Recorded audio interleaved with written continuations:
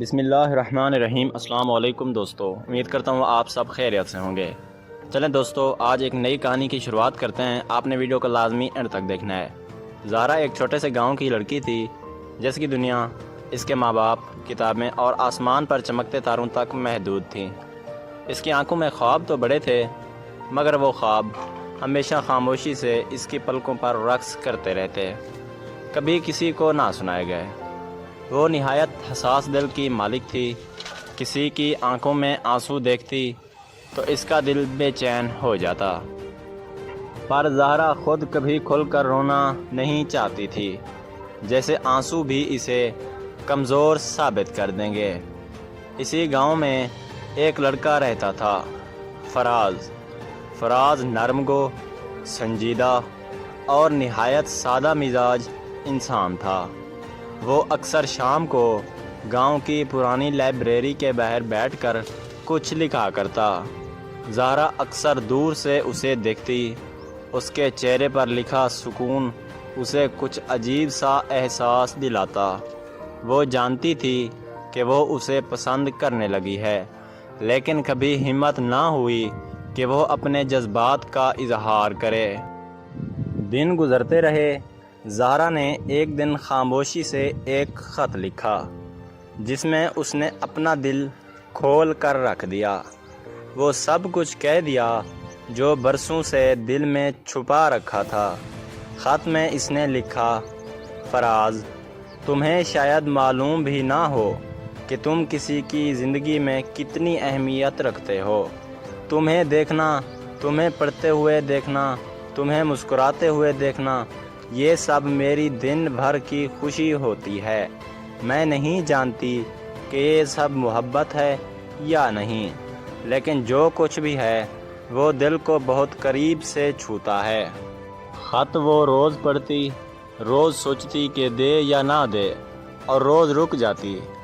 وہ ڈرتی تھی کہ اگر اس نے یہ خط دے دیا تو یا تو وہ سب کچھ پا لے گی یا سب کچھ کھو دے گی، اور کھونا شاید وہ سہ نہ پاتی۔ وقت گزرتا گیا۔ فراز شہر چلا گیا، اچانک بغیر کسی اطلاع کے۔ زہرا کو یوں لگا جیسے اس کے اندر کچھ ٹوٹ گیا ہو، کچھ بکھر گیا ہو۔ وہ روز وہی خط کھولتی، پڑھتی اور خاموشی سے رکھ دیتی۔ ایک دن اس نے فیصلہ کیا کہ وہ خط کبھی نہیں دے گی۔ وہ چاہتی تھی کہ فراز ہمیشہ اس کے خوابوں کا حصہ رہے، ایک ایسا خواب جسے وہ جاگتے ہوئے بھی دیکھتی رہے۔ سالوں بعد جب زہرا کی عمر ڈھل چکی تھی اور وہ اپنے ہی گھر کے برآمدے میں بیٹھی چائے پیا کرتی تھی، تب ایک دن ایک اجنبی نوجوان اس کے پاس آیا۔ اس کے ہاتھ میں ایک پرانا مڑا تڑا خط تھا۔ اس نے کہا، میری ماں کا یہ خط ہے، وہ آپ کے نام کبھی بھیج نہ سکیں۔ وہ دنیا سے چلی گئیں، پر جاتے جاتے صرف ایک بات کہی، یہ خط زہرا کو پہنچا دینا۔ زہرا کے ہاتھ کانپنے لگے۔ اس نے خط کھولا۔ زہرا، میں تمہیں جانتا تھا، ہر نظر، ہر خاموشی، ہر مسکراہٹ، سب محسوس کی تھی۔ میں تم سے محبت کرتا تھا، مگر کبھی کہہ نہ سکا، شاید اس لیے کہ ہم دونوں ہی خاموش محبت کے قائل تھے۔ تمہارا خط میرے ہاتھ نہ آیا، پر تمہارے جذبات ہمیشہ میرے دل میں محفوظ رہے۔ زہرا کے آنسو پہلی بار بنا کسی ہچکچاہٹ کے گالوں پر بہنے لگے۔ آج برسوں بعد وہ ایک خط پا چکی تھی جو کبھی نہ بھیجا گیا، مگر پھر بھی منزل تک پہنچ گیا۔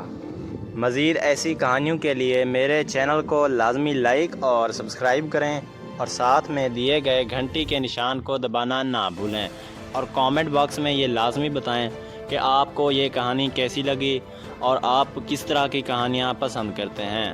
شکریہ دوستو۔